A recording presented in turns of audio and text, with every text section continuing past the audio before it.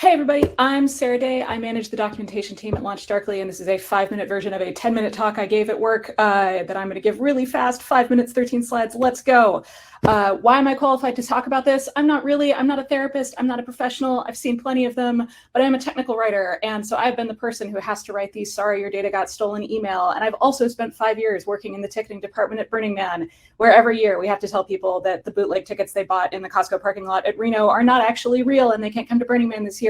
We do this in a variety of conditions, like it's 2 in the morning, or it's 110 degrees outside, or the person we're talking to has been waiting in their car for 8 hours. It's very hard, but we get better at it every year. Giving bad news is never easy or fun, but there are kind ways to do it and less kind ways to do it, so let's get into it. There are 2 binaries to think about when you give bad news. 4 things total: personal versus professional, and written versus in-person or face-to-face. Both have benefits and drawbacks. Bad professional comms can lose you money. Bad personal comms can lose you friends. Regardless of the method that you use, the best practices are the same. Be clear, show some human emotion, give people a way out of the situation or explain the mitigation if it exists.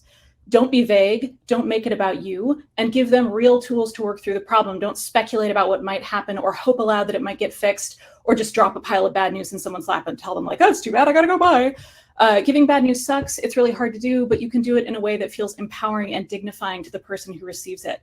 So whether it's written or in person, when you give bad news, it's important to meet the person you're speaking to where they're at. They might be upset with you for doing something wrong, or they might just be generally upset at the situation and off-gassing it at you. Your role in the problem affects how you talk to someone about it. So before you give someone bad news, ask yourself, is this my fault? Did I do the thing? Do you need to take responsibility for something? Or are you just the bearer of bad news and giving someone information about a situation that no one can control?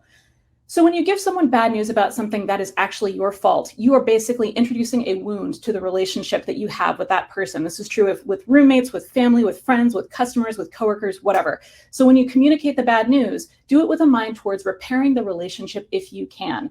If it's your fault, own it. The language that you use is really important here, whether you're writing it down or speaking it. Say the thing, use the active voice. We lost your data. I screwed up. I broke your coffee cup. Your impulse is going to be to soften it because taking direct responsibility for something bad is very uncomfortable. Resist that. Don't say your information was lost during a breach or your mug did become broken at breakfast time by ghosts. No, own it. Use your mouth words, say the thing. Then apologize, say it clearly. I'm sorry that I did this, not I'm sorry that it happened, or I'm sorry that you're upset. Don't soften it, be direct. This is where the bonus tip comes in. Don't go on and on about how awful you are. Don't be like, oh my God, I'm so sorry. I'm the worst person in the world. I feel so awful. Oh my God, oh my God. By over apologizing like that, what we're doing is encouraging the other person to comfort us, which effectively reassures us that our mistake was not that bad. This is a way of centering yourself in the apology. When you actually need to be listening to the other person, don't do it. Stop it. This apology is not about how you feel. After you apologize, explain what you're going to do to fix it. Even if all you can do is listen to someone being upset about something, it still counts.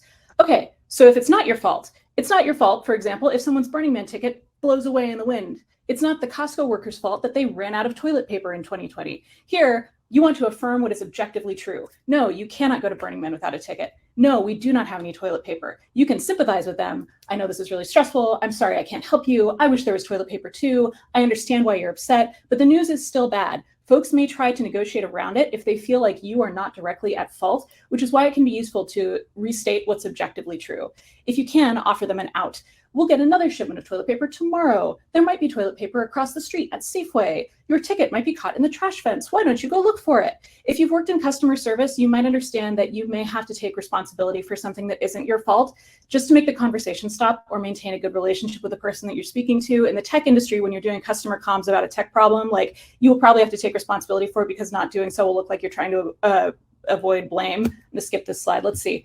If we're giving bad news in writing, which is the time that most of us will be giving bad news, bad business communication on the internet is like a meme at this point. Here's an example of how you do want to do it. Start with the problem, specifically the problem as it impacts the reader. It's as specific as it can be and acknowledges that it doesn't have all the information yet. There's a clear timeline for follow-up and action the reader can take. It sucks to read, but it's helpful. This one is not helpful. It centers the company writing the communication by talking too much about them.